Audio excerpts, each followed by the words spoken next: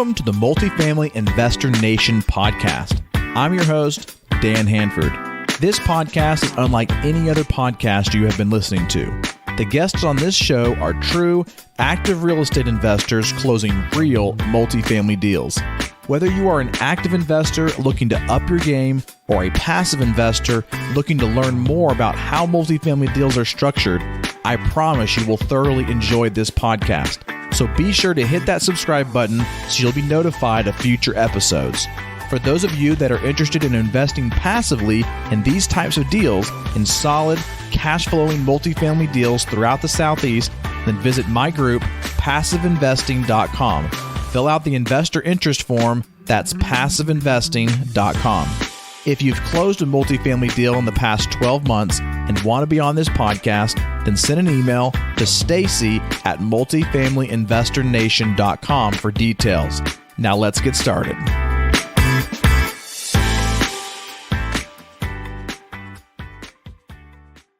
Welcome to the Multifamily Investor Nation podcast. I'm your host, Whitney Elkins Hutton with PassiveInvesting.com. With us today, we have a special guest, David Kamara. Welcome, David. Thank you, Whitney. It's great to be on your show. Yes. I'm so excited because we were chatting a little bit before the show. I'm really excited to talk about this deal. Before we dive into the details of Lynden Parke, that 154-unit complex in Arbor, Michigan, tell us a little bit about yourself, how you got into multifamily investing, and where you're at now. Sure. So I am David Kamara. I got into real estate kind of on an accident, at least multifamily. The original goal was buy a house a year and kind of keep them going. Along the way, I was a management consultant and traveled a ton across the country, helping a lot of people make a lot of money, and started missing my family because I was gone a lot. So my wife and I talked about how do we keep me home a bit more. Really was spurred by a question by my oldest daughter at the time. And we said, this single family thing kind of works, but needs to be much more scaled up. Let's try that. And so that's the short story. We bought an apartment complex for ourselves, worked, and we kept going. And along the way, some people said, we trust you. You're a smart guy. You have a system. We want real estate exposure. Why don't you manage our money? To which we said no for a while. But then finally we said, we'll try it. And it's worked so well so far. So we kept going. Fantastic. I love hearing that evolution story, right? Continuing to trade up assets, like playing a little bit of Monopoly, right? Are you a passive investor looking to diversify your portfolio? The team at PassiveInvesting.com is thrilled to introduce the investment opportunity of our real estate debt fund. This debt fund places first position loans on rehab projects sourced by our private lending company called Rehab Wallet. Since we started this debt fund in June of 2020, we have funded over $260 million in loans to borrowers across the United States. As a limited partner investing alongside PassiveInvesting.com, you can be part of the success of Rehab Wallet. With a minimum investment of $25,000, you can seize the opportunity to earn a preferred return of 6 to 8% with a 90-day liquidity option to call your capital back. Our real estate fund has been a great investment for our investors to have a short-term or rainy-day cash reserve with a high-yield return option. Don't miss out on this chance to enhance your portfolio and your financial future. Visit PassiveInvesting.com to discover more about this real estate debt fund and start your journey towards a prosperous investment today. That's PassiveInvesting.com.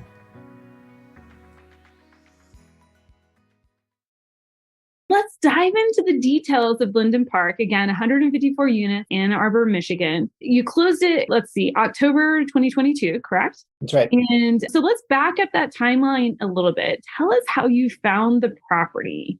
Sure. So last year, as you know, and your listeners know, right, interest rates moved quite a bit and the environment changed throughout the year. We did 6 deals last year, which is a lot for us. We don't do that many transactions, but we were working on a purchase in Iowa in April, May timeframe when this deal kind of took off. So the evolution of this deal was my property manager, who's my partner on a number of our deals, introduced me to friends, partners, investors of his that were looking at this deal almost 18 months ago. So Chris and Kevin, local Detroit entrepreneurs, Chris owns an HR recruitment company. And I think he was looking for some tax breaks, right? And he knew some people that invest in real estate and was like, hey, we should look into this. So they were looking to buy something. Kevin found this deal. Kevin is Chris's cousin. He found this particular deal was off market. And it was 154 units. It's a lot. So they brought it to Justin to manage and said, we think we may need to partner on this. And Justin, essentially, let's partner with David on it. So we spoke to the seller. We made them an offer. This was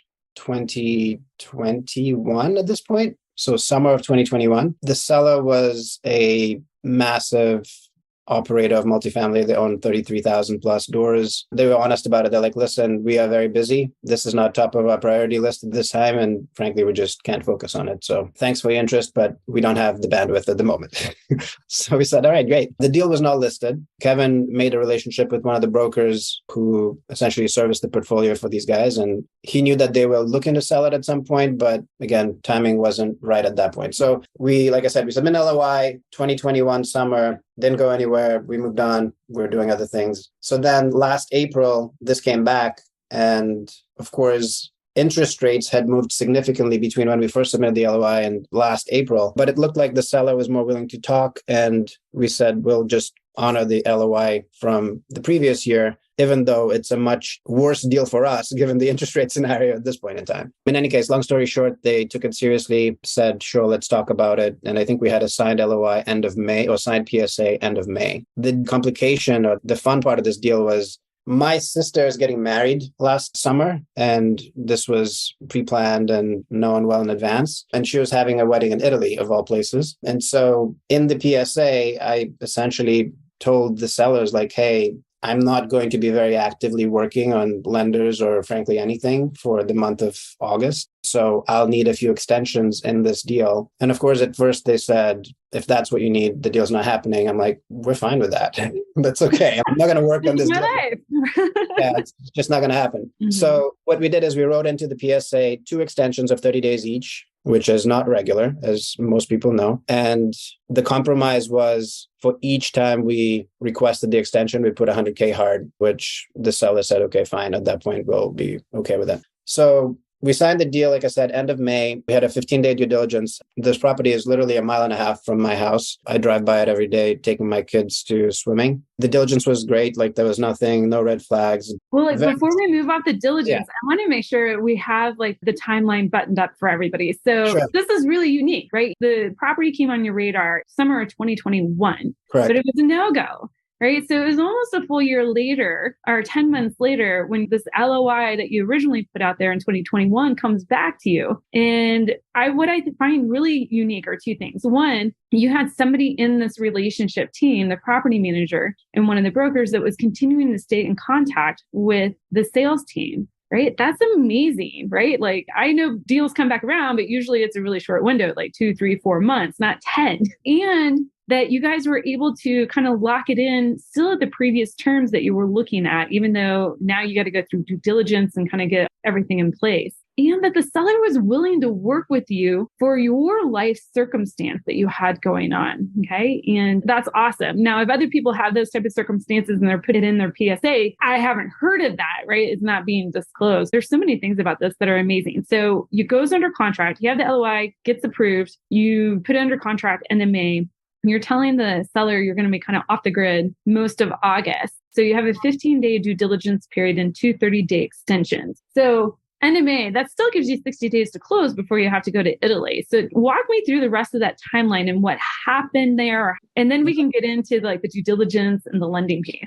Yeah, no, great questions. We were, like I was saying, we were closing another deal, a fairly large deal as well in Iowa at this point. So in April, we're working on this deal in Iowa, which was 136 doors, which was going to be closing mid-June. So again, we're raising money for that deal. That was roughly a $3.5 million raise. We closed in June. I have 4 kids. Kids are done mid-June with school. We're doing a bit of vacationing, visiting cousins in New England, etc. And at the same time, right, so when you're raising money for a substantially large deal, for us, this was a pretty large deal. What was the purchase price? Purchase price was $18.75 million. We were looking to raise somewhere in the neighborhood of $6 million, depending on where interest rates landed and what we needed for reserves. So partly why we decided to not close before August is because we thought we'd need a bit more time to raise the money, especially since we had just raised a significant amount of funds. Iowa deal, and we'd just done a few deals before that one. So just trying to make sure the well didn't dry up too soon. That was one reason. But then just again, my sister's wedding was end of August, but I was taking my whole family, including my parents, to Italy for pretty much 3.5 weeks. And that was supposed to be a fun trip. Didn't want to have to work banker hours and not get much sleep and really not focus on having fun. So those were the main reasons. And like I said, the seller did push back, but we said, listen, we are going to put earnest money down hard after we walk through the units. And for that reason, we did the 15-day diligence, which is fairly short, right? So we said, I mean, we're not trying to waste your time, right? So we are serious and we're willing to show that by putting earnest money hard. It was $100,000 hard after the 15-day diligence expired, which we went through with. And we said, yeah, I mean, there's no surprises. We walked through all the units. We reviewed all the documents. We're good. And here's our money and it's hard, right? And the way that we work is we fund all of that ourselves. So we, Cape Sierra, don't get investors to send money in early, right? And we don't have a fund. We raise funds for the specific deal. So essentially, we're taking on that risk, right?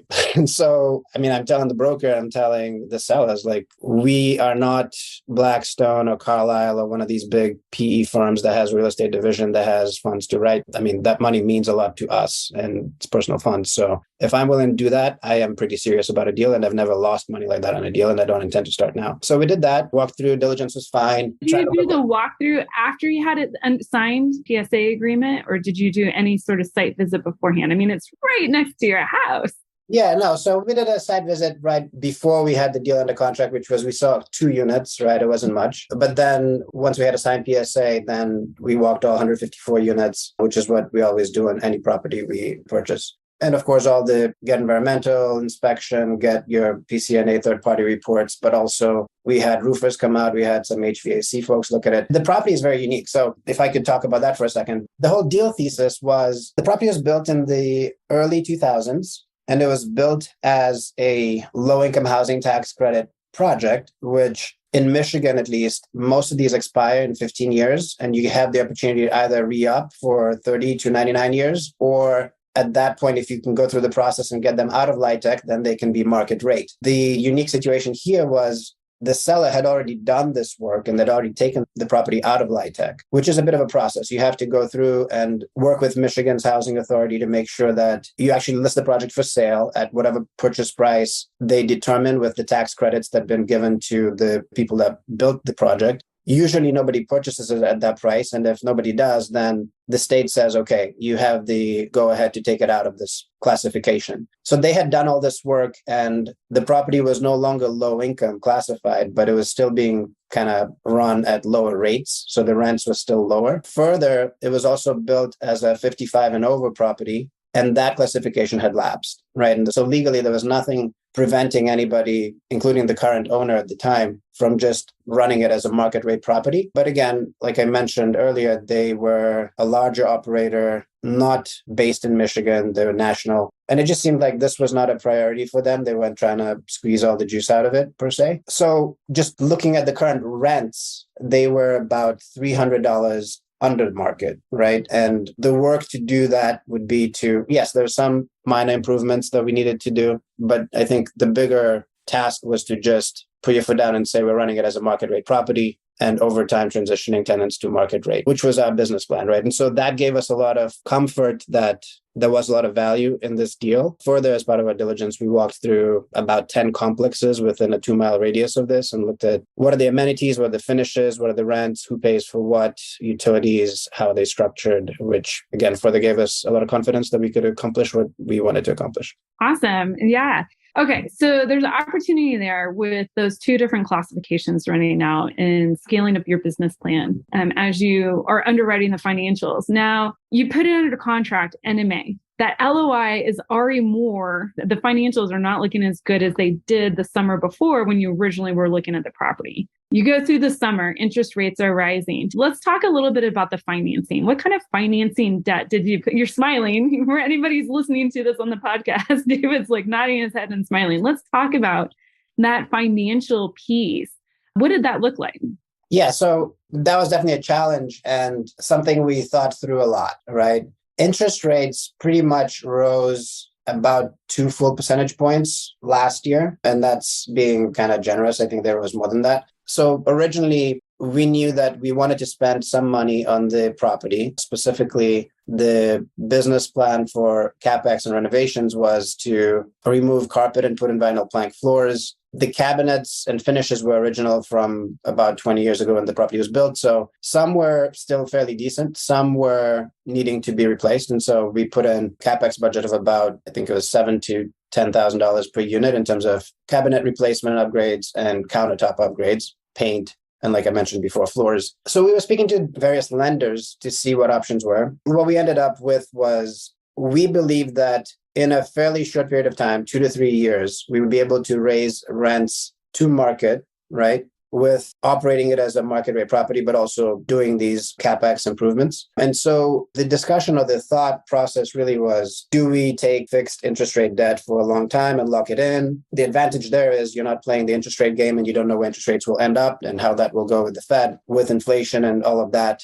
The disadvantage of that approach would be you get a massive prepayment penalty if you wanted to take out your cash and return funds to investors. And so what we landed on was the flip side, or the other option available in terms of loans would be take a floating interest rate loan, which is clearly risky in that environment, but it gives you the option of an early exit of that loan and a refi into something permanent, at which point you're capturing the value you have added in 2 to 3 years. And so that's what we opted for, right? So we debated that for a while, talked to various lenders on both approaches for a while, and the numbers seemed to work better if we captured the value that we would add to the property in 2 to 3 years. Again, right, just because of how the calculations work, right? If you can raise your NOI fairly quickly, then the property is worth significantly more. And roughly, I guess, so we bought the property we had in the contract for $18.75. With our projections, the property would be worth close to $30 million within 3 years or so, roughly, based on what we plan to do to it. So, of course, capturing that additional $10, $11 million made more sense, or brought more value to the table, and that's why we opted for it. In terms of the risk mitigation on interest rates,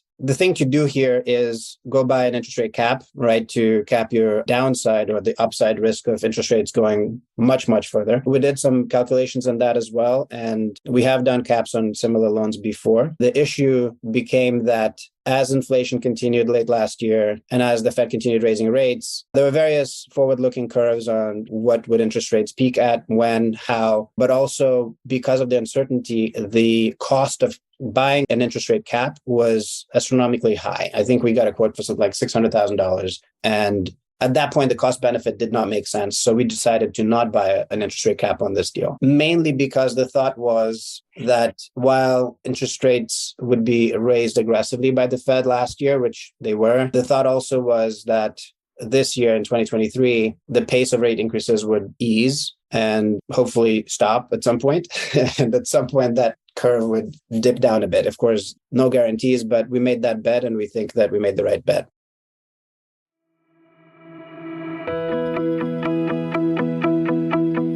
Are you a serious real estate investor looking to break into the multifamily space? Or are you an experienced multifamily investor looking to level up your game by meeting new passive investors and creating new partnerships? Have you heard of the MFINCon happening in Charlotte, North Carolina, June 12th through the 14th? The Multifamily Investor Nation Convention is a place to learn from over 60 plus high-level speakers and also to network with over 700 serious multifamily investors. If that's not enough for you, A-Rod. Yes, Alex Rodriguez, 12-time Major League Baseball All-Star with over $700 million of commercial real estate, including apartments, will be live and in person speaking at this event. Also speaking is the one and only Dr. Robert Cialdini, the godfather of influence and the award-winning author of the book Influence, one of my all-time favorite business books. Finally, we will have the CEO of Taco Bell, Mark King, joining us on stage to talk about leadership. Be sure to secure your tickets to this live in-person event as the tickets are going fast. Go to mfincon.com to find out more details. There are also sponsorship opportunities available for those of you who would like to have a booth at this event. For the details for this event and to purchase tickets, visit mfincon.com. You can use promo code MFINPodcast, all one word, MFINPodcast, to get $200 off tickets, and that's mfincon.com. Look forward to seeing you there.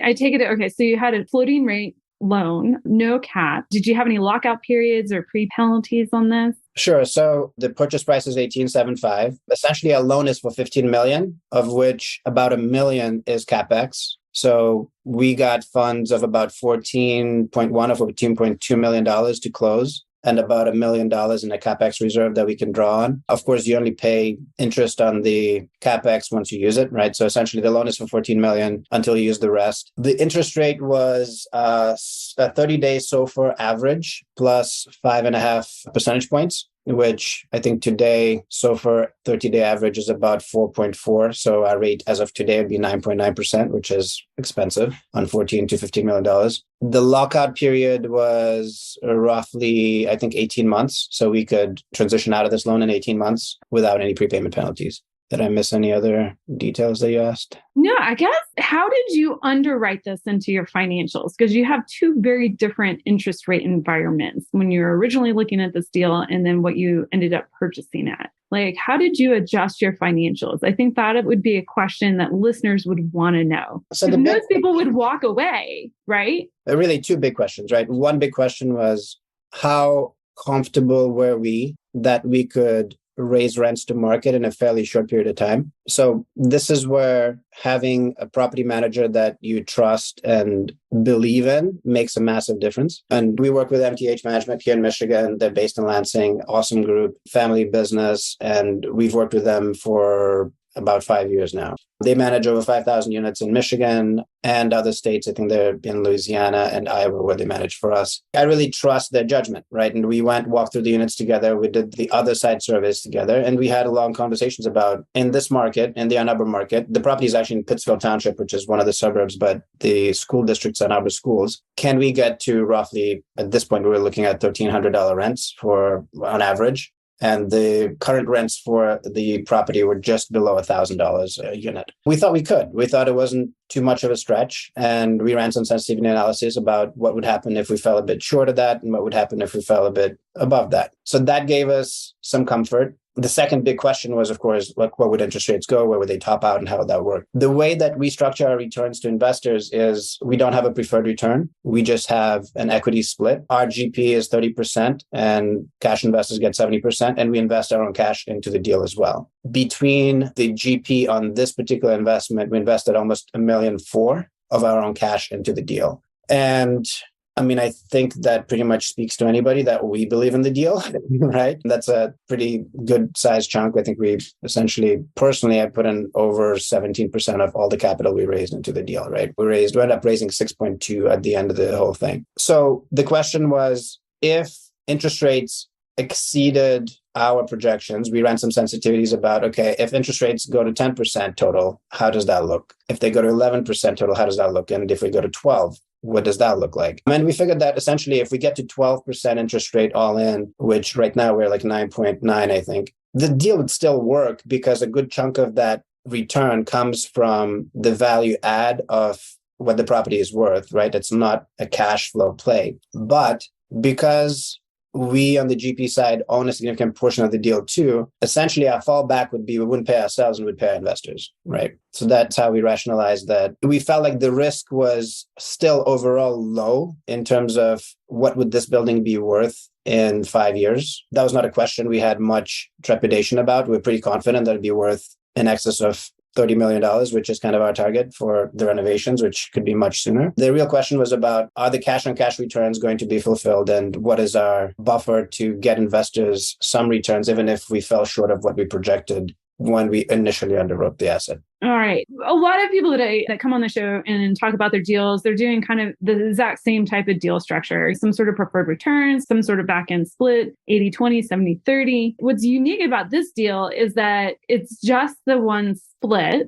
right? Correct me if I'm wrong. And this is a good indication of if you're looking at a deal that might be more an equity play than a cash flow play, there's some great points that you bring out here on lessons learned that somebody can take and utilize in their own deal. So I love that. What kind of fees did you guys charge on this deal? Yeah, so we're a bit unique in how we structure our deals. We do a 2% acquisition fee, and that's pretty much it. So we do a capital event fee of 1% if and only if the net returns to investors exceed a 15% average annual return, right? So if we refinance in whatever year, and with that refinance, the returns to investors exceed 15% annually, then we charge that fee. If we don't exceed that, then we don't charge it. It's essentially like a success fee, right? We don't charge an asset management fee, which is very unique to us. Something that we're evaluating whether we can keep doing because everybody charges an asset management fee. There's good reason to charge an asset management fee, but when essentially I started my business,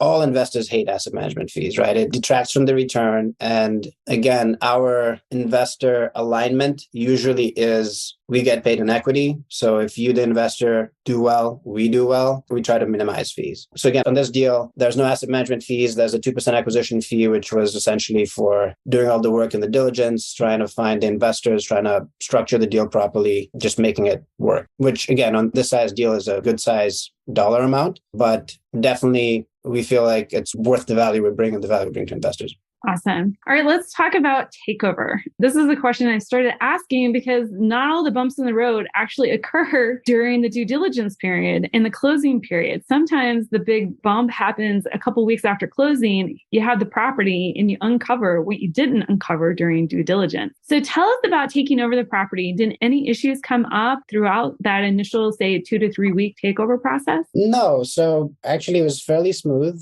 I mean, we transferred utilities over, we transferred management. We worked with the sellers, in the weeks before close to let their team know if we would be hiring any of their team or not. We ended up hiring a new set of staff. We retained one of the maintenance personnel who's stellar and has been doing great work since, and we like him a lot. But in terms of takeover, things have been fairly smooth. When we bought the property, there was one vacant out of 154 units. We did not rock the boat much because we're, again, going into winter. So we didn't come in and do any massive rent increases, right? So for units that became vacant, we did some minor renovations and put them on the market and got actually very decent rent bumps, very similar to what our deal thesis had dictated, about $200 to $300 rent increases without doing anything too major. And we just wanted to take over, make sure we understood the tenants, make sure they understood us, and kind of learn about the property before we started doing too many new things. That has been great to date. So really no major speed bumps on that front. It's been great. And again, it speaks to the testament of the kind of property management company we have. And typically our takeovers go smoothly.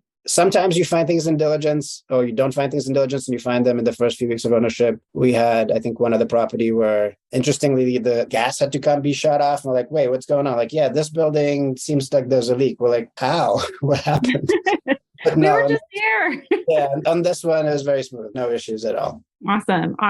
All right, well, let's wrap up. On this deal, did you find anything easy? Or did you find something that was easy that you thought was going to be more challenging? And was there something that was more challenging that you actually thought was going to be easier?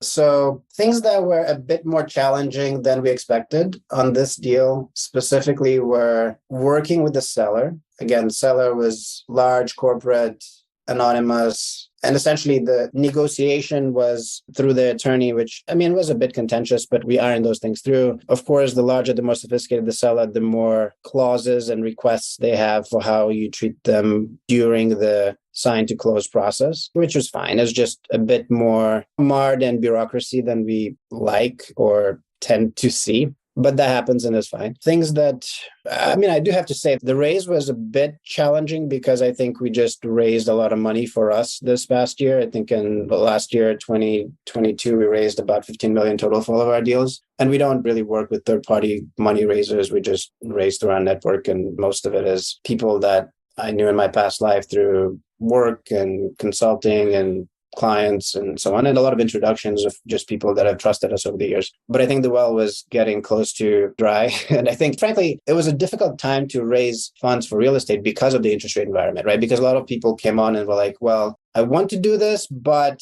I think I may just sit on cash for a bit. And you can't just say, well, your cash is going to be worth less next month because inflation's happening, right? And it's going up. And I mean, you can't tell people that because, again, it's their money. They don't owe it to you, and it's fine. I mean, you just can tell them why you think it's a good deal. I think people had reservations, legitimate reservations about just timing. And is this the right time to invest more in real estate, right? Especially if you compare rates were at 3% early in the year. Now they're at 6, 7, 8, 9%. Like, it's a good, legitimate question. So for that reason, I think the tail end of the raise was a bit more difficult and more challenging than we had anticipated, but again, came through just fine. And on this deal, we had Chris and Kevin and Justin that also chipped in the raising. So that was good. Things that were easier than anticipated. I think post-close, I mean, like you mentioned, things have been very smooth. Our occupancy has been above 97% for the entire time we've owned it so far, which is good. We are starting to do some more renovations as we head here into spring. And so we'll see how those are received. But again, to date, all the units we've turned and that we've put money into have definitely performed and met expectations. Awesome. Well, David, thank you so much for sharing your expertise with us and your insights on this property. If listeners want to find out more about you and follow you, where can they do so? So our website is capesierracapital.com, which is a nod to Sierra Leone, which is where I'm from. So CAPE, Cape, Sierra, SIERRA, Capital, CAPITAL.com. While you're there, you can check out our ebook. It's the cash flow formula, the personal cash flow formula, which is at Cape Sierra Capital /cash flow. Awesome. Well, David, again, thank you for spending the time here with us today. We look forward to hearing about your future deals. Thank you so much, Whitney. I really enjoyed it. Thanks a lot. Thank you for listening to the Multifamily Investor Nation podcast. I trust you enjoyed this episode. Take a moment right now to leave us a review and let us know what you learned. Also, don't forget to visit passiveinvesting.com and fill out the investor interest form to invest alongside me in excellent multifamily assets located across the Southeast. That's passiveinvesting.com. Thanks again for listening, and we'll see you on the next episode.